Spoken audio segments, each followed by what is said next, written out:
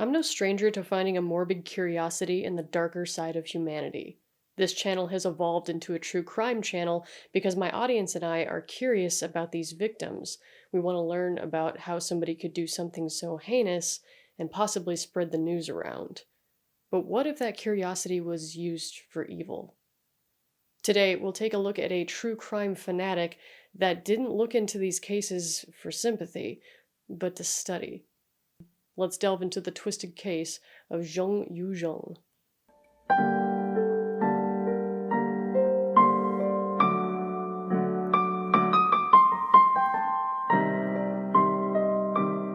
There isn't much to know about Jung's personal life. She was described as an unemployed loner who lived with her grandfather. We know that she was 23 years old in 2023, living in Busan, South Korea. And in May of that year, she would indulge in a curiosity that would shock the world. Jung was a real fan of true crime, but it wasn't just an innocent hobby. Crime shows and novels weren't enough for Jung, and she started to wonder what it would be like to, quote, try out a murder, quote, in her own words.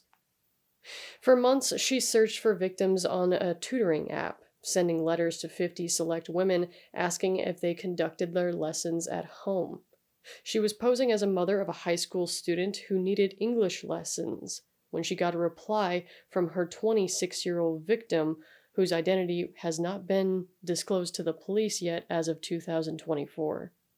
Jung had also been spending time researching how to conceal a body. She then showed up to the woman's house at 5:40 p.m., dressed in a schoolgirl's uniform that she bought online.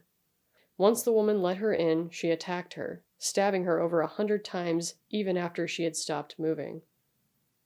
After the murder, she left to buy trash bags and bleach, then returned to the woman's house to dismember the body. She cut off her fingers to make identifying her more difficult, then put pieces of her in a suitcase before hailing a taxi to transport her evidence to a remote parkland near a river north of Busan. The taxi driver was suspicious of what she was doing and notified the police of a customer who just dropped off a bloody suitcase in the woods.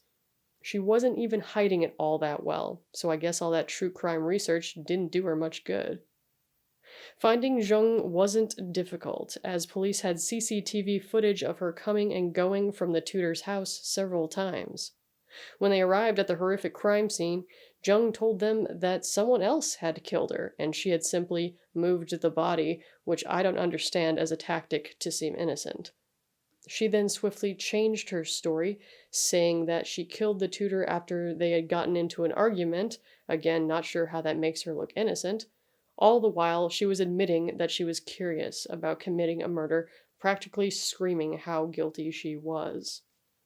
On Friday, a sentencing judge stated that the murder had, quote, spread fear in society that one can become a victim for no reason, end quote, and incited a general disgust among the community. When police took Jung in, she scored high on psychopath tests. While psychopathy is not an official mental condition and is an indication that an individual has callous, non-emotional behavior, is cold-hearted and manipulative. In June of 2023, Jung confessed, and she blamed the killing on hallucinations and mental disorders, something the court immediately threw out because her story kept changing and the crime was premeditated and planned out. She was sentenced to a life in prison, an alternative to death penalty, which Korea still has but has not carried out since 1997. Behavioral scientist Colton Scrivener developed a scale to measure morbid curiosity. He explains that there are benefits to trying to understand the mind of a killer. He says, we're so fascinated with Ted Bundy, Jeffrey Dahmer, and John Wayne Gacy, who for the most part seem like normal people. When we find out someone deceived us so well, we are naturally curious about that. What should we have seen? What did we miss? It's a protective mechanism. He adds, if you put yourself in the mind of a killer, it can help you escape a killer. In Jung's case, the curiosity was used for evil, and luckily she wasn't very good at it. Clinical psychologist Rachel Tolles explains that the curiosity Jung expressed was just an excuse. and that based on the psychopath tests, she would have gone on to kill many more times if she hadn't been caught. Tolles goes on to explain that serial killers don't murder due to outside inspiration, but because of a rich fantasy life that typically begins around the age of 3 to 5.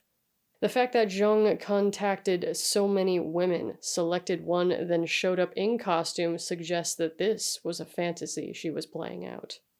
At trial, Jung was described as having feelings of resentment and anger towards her family, helplessness due to the failures such as college entrance and employment. Despite this, she claims she feels sorry for what she did. She currently has the ability to apply for parole in 20 years, though the Ministry of Justice is pushing for an introduction of a life sentence without parole. It's unfortunate that we can't have our guard down all the time. Jung's victim was simply just trying to help somebody in need and paid the ultimate price for being reasonably trusting. To the friends and family of this victim, I hope you find closure in Jung's capture. At least she can't hurt anybody else now. Thanks for watching. For more true crime and horror, please consider subscribing. Game with me on Twitch, follow me on Twitter, and as always, be well.